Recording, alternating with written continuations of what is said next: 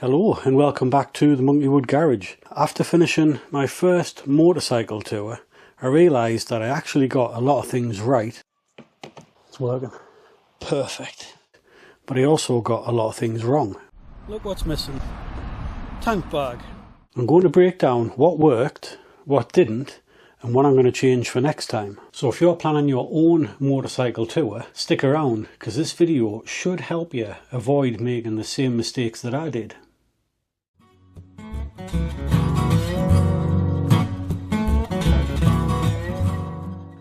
First of all, let's look at what went right. The bike handled 800 miles absolutely perfectly, even fully loaded with the panniers on, the tank bag, fully loaded backpack. It was still extremely comfortable, a lot more than I thought it was going to be. So touring on a naked sports bike is definitely doable. The riding gear in terms of clothing, so the helmet, the jacket, the trousers, the boots, all held up perfectly fine. The good thing is with the gear I bought, which is all the RST adventure stuff, if you're too hot you can open all the vents, you can take the lining out, and alternatively if you're too cold you can make sure all the lining's in, that's in your trousers and your jacket, and make sure all your vents are closed. The boots, they were perfectly fine. I did get quite a bit of ankle pain, but I think that was just a case of me stuffing the laces inside the boots and pushing against my ankles. The route that I'd planned out worked out fantastic.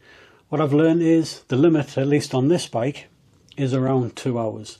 As soon as I hit the hour-and-a-half mark, you can just kind of feel my legs starting to seize up a little bit. And that's because of the position of the rear foot pegs. So I'll show you now.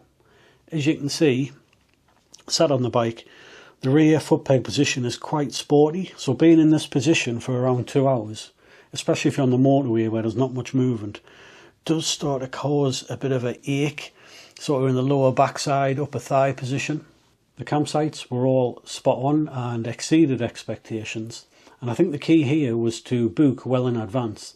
The last thing you want to do is ride halfway around the country, get to the campsite and be turned away because it's full. So by booking in advance I took away the stress, if you like, and it meant I could stick to the timeline I'd planned out, at least to a level that left enough time to make sure I could do the other bits and pieces that I wanted to do while I was there. And when it comes to what I would do differently, the first thing really is looking at the pack size of the biggest items.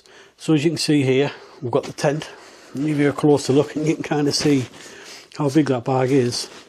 I mean, if you've watched the videos you would have seen just how big that tent is when it's opened up. I do absolutely love that, but it does take a lot of space. And the other item is the maple stove, cooking stove. Now again, it's not exactly huge, but I have seen other ones out there that are a fraction of the size of that. So that is two items I'm going to probably look at for saving space. Beyond that, I've always got an issue with keeping warm during the night, so I need to look at a higher R-rated airbed, which I think is critical for anybody's camping supplies. Maybe a foil mat. And it's time to get rid of that summer sleeping bag I've got, and I'm going to have to probably spend a lot more money to get something that's the same pack size but with a lot higher season rating, so to speak. I think I need something that's 3 or 4 seasons, because the biggest issue with pack size, even if you can fit it all on the bike, if you're right on the limit of what you can take, you can guarantee when you're in a wet and cold and miserable campsite, when you're trying to pack it back together, you'll struggle to have it as organised as you've managed in a warm garage such as this. So the last thing you want to be doing is repeatedly trying to fit everything on the bike because you've got absolutely zero space. So I'll always pay just to leave a little bit space so you can pack up in a hurry when you want to leave. So as well as reducing the pack size of the items that I'm taking, I need to see how I can eke a little bit more space out of the bike.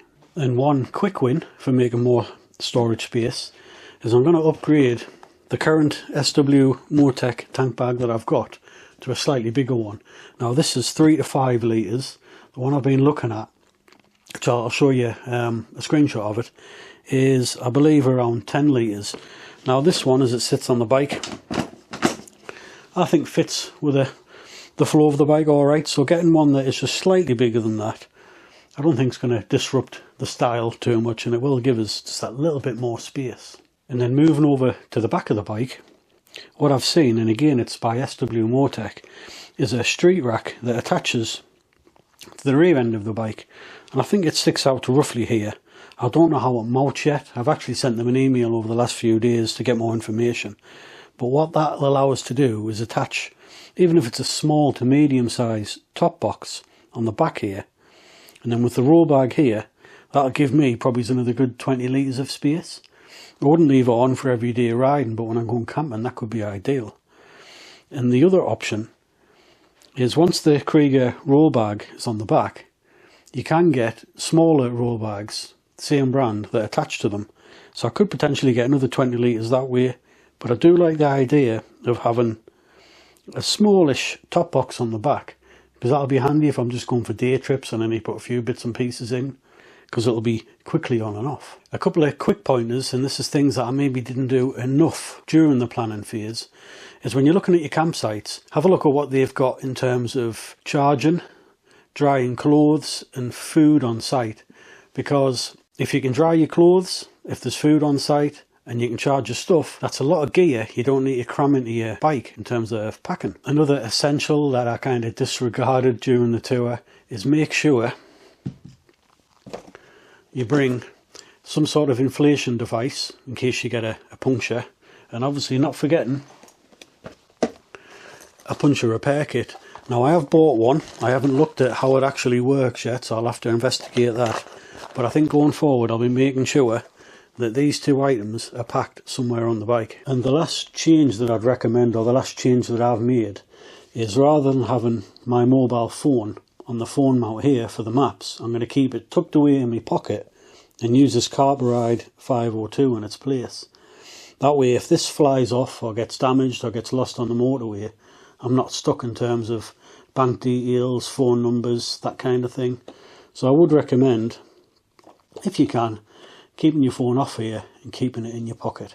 So as a fairly new rider, just finishing my second riding season, the 4-day tour that I did was absolutely fantastic. I loved it all. Even the setbacks proved valuable experience, and it's really opened the door to going further afield. But what I will say is, be prepared to filter. You can shave literally hours off your journey time. I mean, in my case, on the second day of the tour, there was 3 or 4 accidents on the M6 motorway. And because I was able to filter through the traffic, whilst it still took probably double the time it was supposed to, I was still able to get to the campsite before it was dark. I think the biggest thing I learned over the 4 days out on the road, and I know this sounds very cliche, but once you've got your accommodation, your food, your cooking equipment, all on the bike, the feeling of freedom is absolutely fantastic. You feel like you can go where you want, when you want.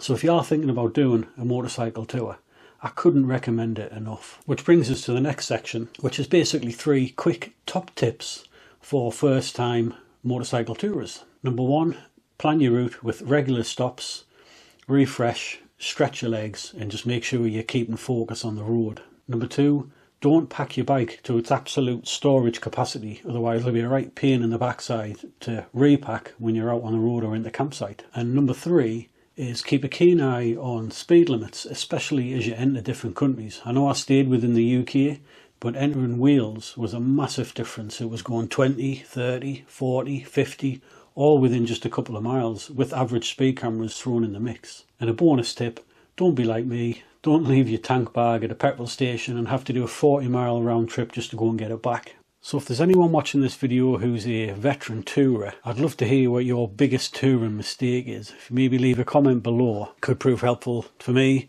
and any new tourers watching the video. In conclusion, no matter what bike you ride, with the right mindset and the right preparation, anybody can do a motorcycle tour. What I will say is, don't overthink it, be flexible, and learn as you go. And if you're currently out on a tour or planning a tour in the near future, I'd love to hear about it. But in the meantime, I've enjoyed the tour that I've done so much that I'm already thinking about where to next. But that's a wrap for today, so I hope you've enjoyed the video, and if you have, don't forget to like, comment and subscribe, and we'll catch you in the next one. Cheers!